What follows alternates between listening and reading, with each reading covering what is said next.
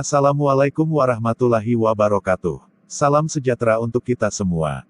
Puji syukur atas nikmat yang Tuhan limpahkan untuk kita, semoga diberikan kesehatan buat kita semua, kawan-kawan dan Bapak Ibu yang saya hormati. Saya sangat senang bisa berbagi materi kepada kawan-kawan dan Bapak Ibu sekalian. Selama 5 menit ke depan, saya akan menjelaskan kepada kawan-kawan dan Bapak Ibu mengenai teknologi internet. Di akhir presentasi ini, nantinya kawan-kawan dan Bapak Ibu dapat memahami mengenal lebih dekat dengan teknologi internet. Sebelum saya menjelaskan presentasi saya ingin memperkenalkan diri terlebih dahulu. Nama saya Teuku Abdurrahman, saya mahasiswa Universitas Maliku Saleh, program studi Sistem Informasi, mata kuliah, Media Sosial dan Pemasaran. Langsung saja ke pembahasan presentasi kita, yaitu mengenal teknologi internet.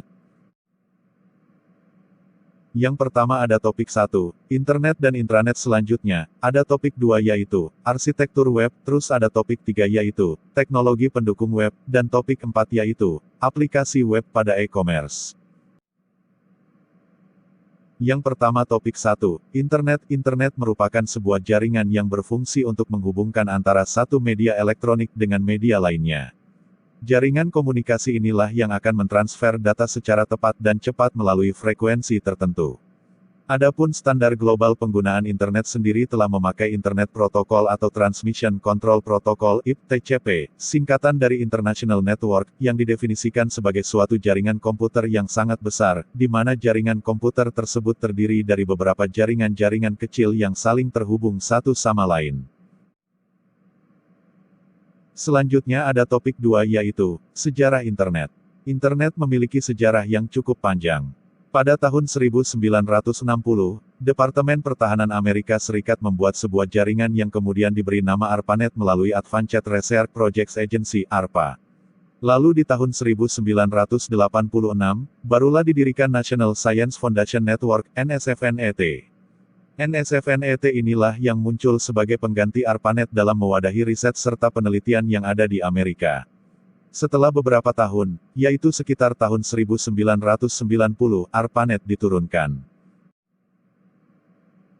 Selanjutnya ada topik 3 yaitu, manfaat dari internet. Ada beberapa manfaat yaitu, menambah wawasan, lebih efisiens, memudahkan komunikasi, meningkatkan penguasaan bahasa asing, mendorong kemandirian, sarana pendidikan jarak jauh, sebagai sarana hiburan, memudahkan pekerjaan, untuk menjalankan bisnis, untuk berbelanja.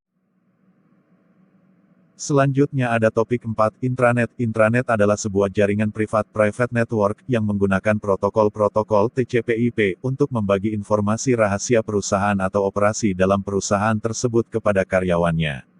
Kadang-kadang, istilah intranet hanya merujuk kepada layanan yang terlihat, yakni situs web internal perusahaan. Untuk membangun sebuah intranet, maka sebuah jaringan haruslah memiliki beberapa komponen yang membangun internet, yakni protokol internet, protokol TCP/IP, alamat IP, dan protokol lainnya, klien dan juga server.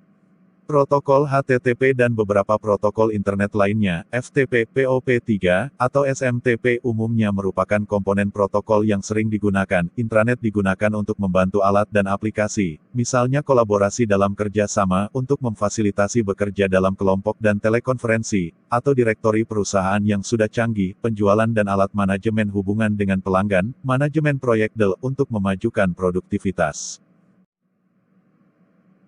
Selanjutnya ada topik 5 yaitu, kelebihan intranet. Ada beberapa kelebihan dari intranet yaitu, intranet menjadi alat bantu untuk meningkatkan perkembangan dan pertumbuhan produk industri. Intranet lebih meningkatkan tanggapan terhadap keluhan dan kebutuhan pelanggannya. Intranet mampu menurunkan biaya atas kebutuhan informasi kolaborasi, workflow, dan enterprise connectivity. Intranet mendapat banyak keuntungan karena adanya dukungan World Wide Web yang memungkinkan penggunaan yang luas karena digunakan masyarakat luas yang menggunakan internet.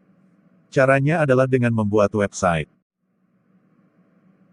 Selanjutnya topik 6, Simple Object Access Protocol (SOAP). Simple Object Access Protocol adalah standar untuk bertukar pesan-pesan berbasis XML melalui jaringan komputer atau sebuah jalan untuk program yang berjalan pada suatu sistem operasi OS untuk berkomunikasi dengan program pada OS yang sama maupun berbeda dengan menggunakan HTTP dan XML sebagai mekanisme untuk pertukaran data. Selanjutnya ada topik 7, teknologi pendukung web.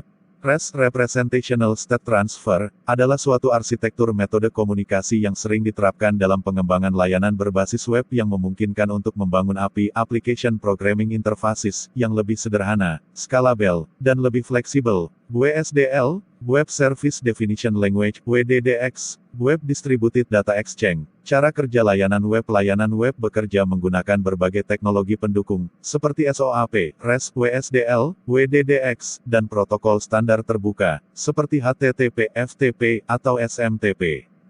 Biasanya, pesan klien dikirim dalam format SOAP atau REST. Topik 8, aplikasi web pada e-commerce, contohnya seperti Shopee dan Lazada. Yang terakhir ada topik 9 yaitu, Simple Object Access Protocol contohnya seperti Tokopedia dan Amazon. Sekian dari saya, Assalamualaikum warahmatullahi wabarakatuh, terima kasih sudah menonton video ini, semoga bermanfaat. Jangan lupa komen, like, and subscribe.